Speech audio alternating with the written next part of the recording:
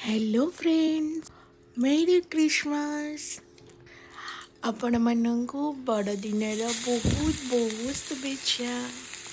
शीत दिन रे चलतु टे गर्मा गरम गाजर का हलवा बनेबा। ये करबा को जितकी सिंपल खाइबा को बहुत ही टेस्टी। टिके घिओरे गाजर ग्रेट करके तादरे टिके भाजी दबा। देन तादरे टिके क्षीर ऐड कर दबा। क्षीर को टिके बॉईल होला परे देन शुगर ऐड कर दबा। आपन का टेस्ट अनुसार ऐड करिवे।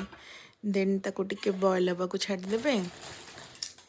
ड्राई फ्रूट्स को भी टिके भाजी देबे। ड्राई फ्रूट्स को भी तादरे ऐड कर देबे। जिते गाढ़ा बनब सेते टेस्टी लगे। देखो ये बन के रेडी हो आउ एठी मो हस्बैंड कौन कहते शुणु।